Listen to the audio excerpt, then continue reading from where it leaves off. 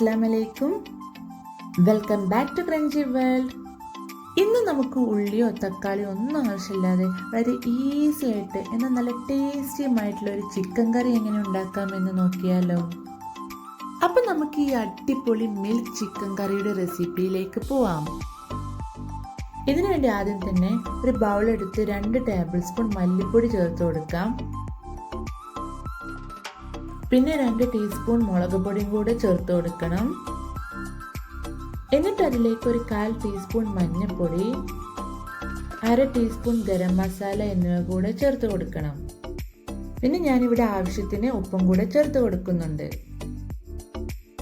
അതിനുശേഷം ഞാനിവിടെ 1 കപ്പോളം പാൽ എടുത്തിട്ടുണ്ട്.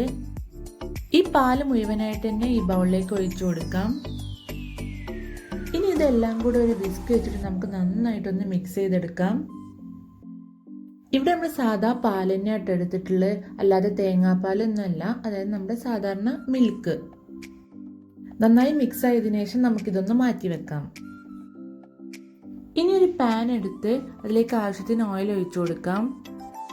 ഓയിൽ ഒന്ന് ചൂടായി വന്നതിന് ശേഷം ഒരു 1/2 ടീസ്പൂൺ നല്ല ജീരകം, അതായത് നമ്മളെ ചെറിയ ജീരകം ചേർത്ത് കൊടുക്കാം.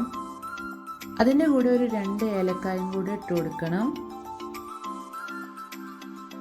പിന്നെ ഒരു ടേബിൾ സ്പൂൺ ജിഞ്ചർ ഗാർലിക് പേസ്റ്റും കൂടെ ചേർത്ത് കൊടുക്കാം. എന്നിട്ട് ഇതിൻ്റെ പച്ചമണം മാറുന്ന വരെ ഒന്ന് ഇളക്കി കൊടുത്ത് കുക്ക് ചെയ്യണം. പിന്നെ ഒരു 4-5 പച്ചമുളക് നടുകെ കീറിയതും കുറച്ച് കറിവേപ്പിലയും കൂടെ ചേർത്ത് കൊടുക്കണം.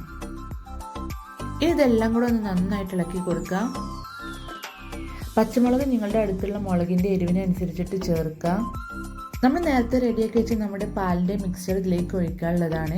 അതിൽ നമ്മൾ ആൾറെഡി മുളക് പൊടി ചേർത്തിട്ടുണ്ട്. അപ്പം നിങ്ങളുടെ സ്പൈസ് ലെവലിനനുസരിച്ചിട്ട് വേണം ഇതൊക്കെ ചേർത്ത് കൊടുക്കാൻ. ഇതെല്ലാം ഒന്ന് വഴറ്റിയെടുത്തിട്ടുണ്ട്. ഇനി നമ്മൾ കഴുകി വൃത്തിയാക്കി വെച്ച് നമ്മുടെ ചിക്കൻ ചേർത്ത് കൊടുക്കാം. എന്നിട്ട് മീഡിയം ടു ഹൈ ഫ്ലെയിമിലിട്ട് നന്നായിട്ട് മിക്സ് ചെയ്ത് കൊടുക്കുക. ഒരു 4-5 മിനിറ്റ് ചിക്കൻ ഇതുപോലെ ഒന്ന് ഇളക്കി കൊടുത്ത് കുക്ക് ചെയ്തെടുക്കണം. പിന്നെ ഈ സമയത്ത് നമ്മുടെ ചിക്കനിലേക്ക് ഇത്തിരി ഉപ്പും കൂടെ ചേർത്ത് കൊടുക്കണം. ഉപ്പ് കൂടി പോകരുത്. നമ്മൾ നേരത്തെ നമ്മുടെ പാലിൻ്റെ മിക്സറിൽ ഉപ്പ് ചേർത്തതാണ്, അപ്പം അതിനനുസരിച്ചിട്ട് മാത്രം ചേർക്കുക. നമ്മുടെ ചിക്കൻ ഇതുപോലെ വൈറ്റ് കളർ വന്നതിന് ശേഷം നമ്മൾ നേരത്തെ റെഡിയാക്കി വെച്ച് നമ്മുടെ പാലിൻ്റെ മിക്സ്ചർ ഇതിലേക്ക് ഒഴിച്ചു കൊടുക്കാം.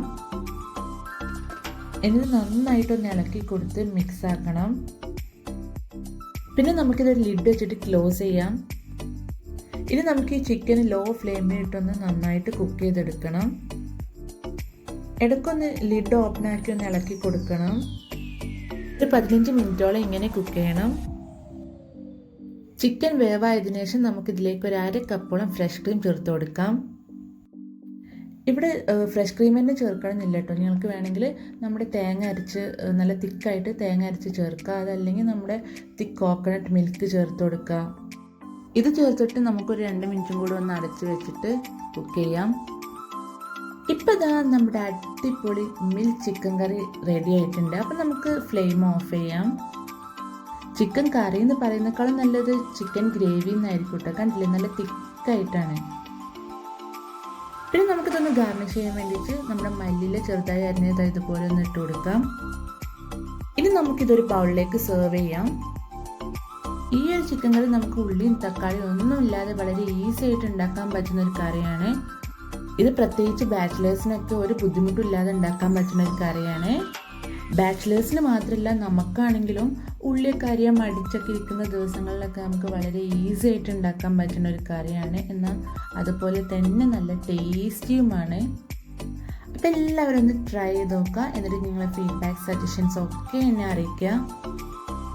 പിന്നെ നമ്മുടെ ചാനൽ ക്രഞ്ചി വേൾഡ് എപ്പോഴും സബ്സ്ക്രൈബ് ചെയ്യാത്തവരാണെന്നുണ്ടെങ്കിൽ പെട്ടെന്ന് തന്നെ പോയി സബ്സ്ക്രൈബ് ചെയ്തോളൂ.